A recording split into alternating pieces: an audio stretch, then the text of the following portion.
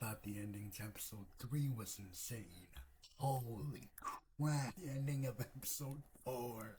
Holy smokes. What is up, guys? Welcome back to another video. This will be my review of Daredevil Season 2, Episode 4. Just like my previous episode reviews, I'm gonna go over mostly all the big stuff.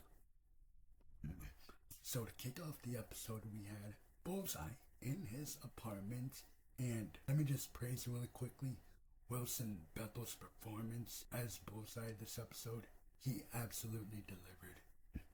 Anyway, he goes to the diner and he's really nice to his neighbor, which I thought that was nice. Anyway, he goes to the diner, orders a milkshake, drinks almost the entire milkshake, which I'm surprised he didn't get brain freeze. He puts a toothpick into the straw. He prank calls the TVA task force, pretty much lets him know where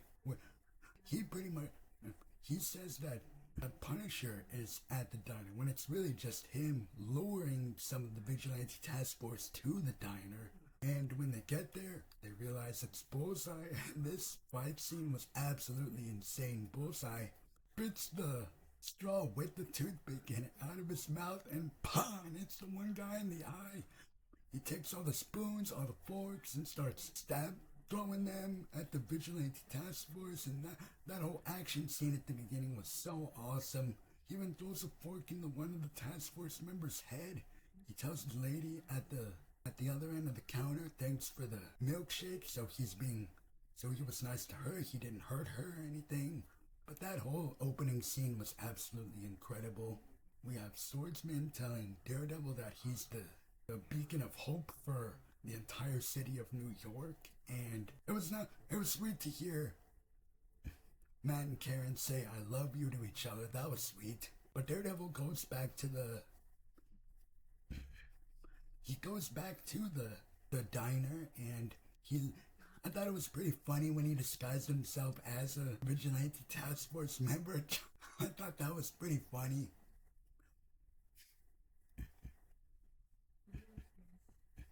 And then he goes back to the church, which is the same church that we saw in the original Daredevil series on Netflix. Exact same church and everything. And they even show a flashback and it even looks like the original Netflix series. So that was cool that they were able to get that down to detail. But the priest that was there tells Matt that Bullseye came to him at the beginning of episode 2. And Matt finds out where Bullseye's apartment is. They have a fight scene, awesome fight scene. Fantastic fight scene, especially the part where Daredevil threw his billy club into nearly at Bullseye's face and then punched him, and like that was so cool.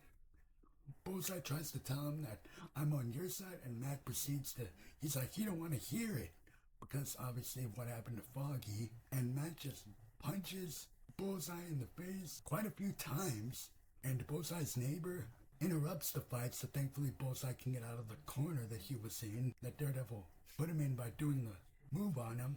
Bullseye tells Daredevil that VANESSA sent him to kill Foggy, and so now he wants revenge on both Kingpin and VANESSA because he's trying to reform himself. I mean, yes, still killing off TVA members along the way and all that, which is obviously not what Daredevil is all about, but the small alliance that we're going to be getting in some of these future episodes, we're definitely going there. We're definitely going there. Then we get the boxing room scene. No, wait, actually, before I get onto the boxing match and everything that goes down in the crazy ending, Mr. Charles shows back up. Matthew Lillard's character, and him and Kingpin have a little talk, and Mr. Charles is like, hey, why aren't these illegal weapons over here? How come they're not on the ship? Well, because the ship blew up at the end of episode 3.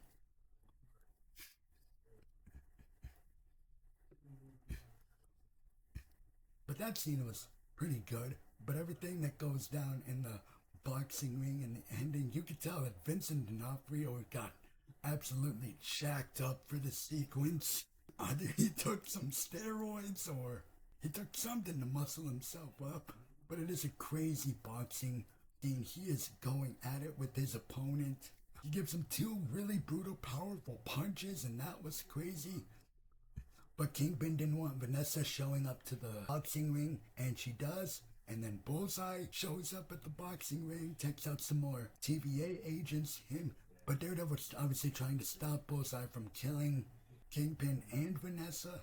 But they both escape. Bullseye threw some glass, and it's revealed that it did indeed hit Vanessa, and right in her temple. Yeah, right there.